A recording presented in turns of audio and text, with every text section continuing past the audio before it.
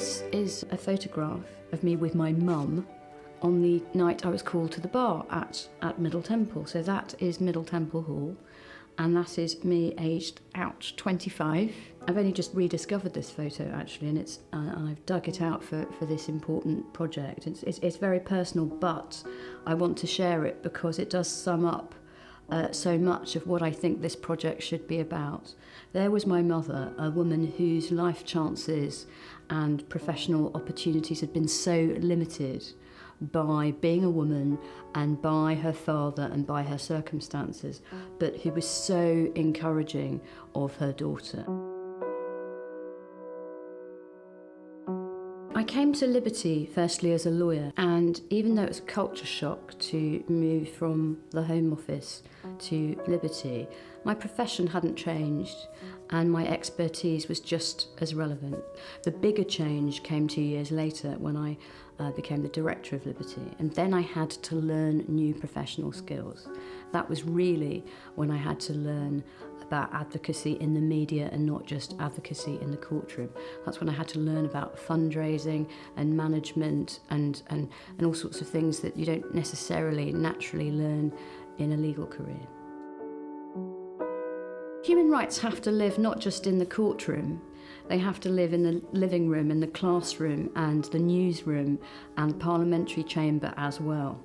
And so at Liberty we are a group of multidisciplinary campaigners who are trying to advance the cause of human rights in the UK. My first day at work at Liberty was famously the day before 9/11. I had just a day then to think about what Liberty's challenges would be in the years to come, and really that decision was made for me. At Liberty we've helped to put the law in general and human rights in particular on the map for a broader audience, not just a legal audience but for a broader public that need to know that their rights and freedoms are often under threat.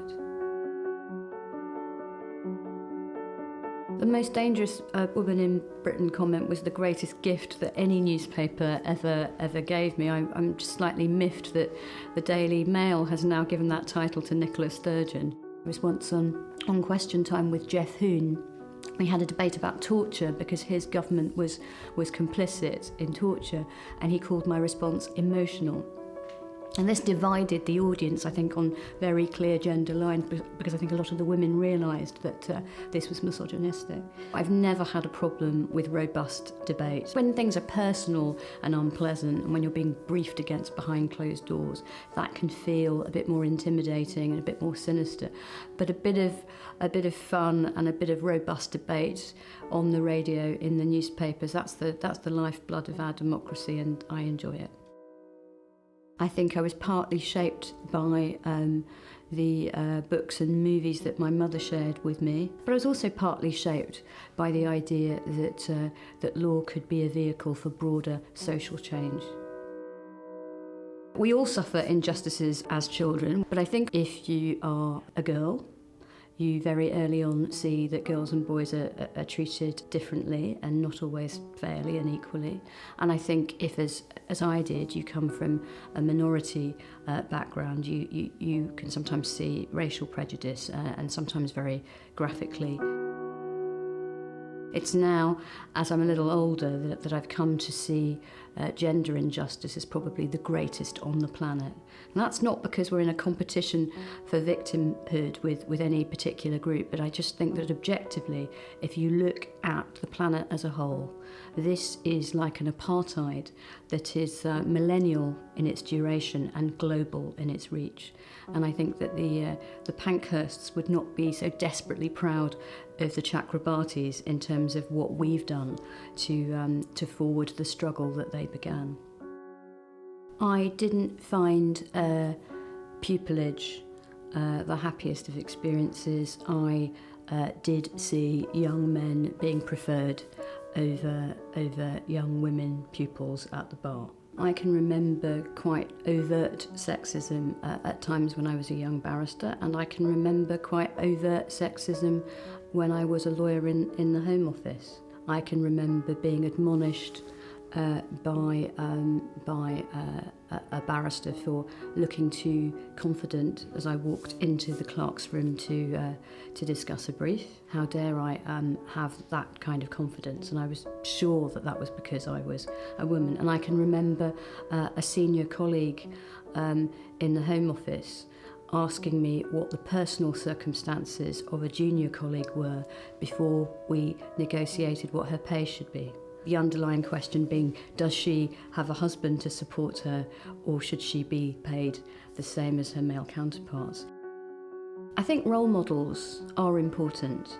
They're not always the most famous or successful people, but I do think it's important that we all have people that we can identify with. And if they can do things we want to do, and they look a bit like us, we are encouraged. I can remember being a 19-year-old at the LSE, a law student, and hearing Helena Kennedy, now Baroness Helena Kennedy of the Shores, coming to speak. And no doubt she spoke at length, but the phrase I remember was her encouragement that we need good people with good hearts to come into the law.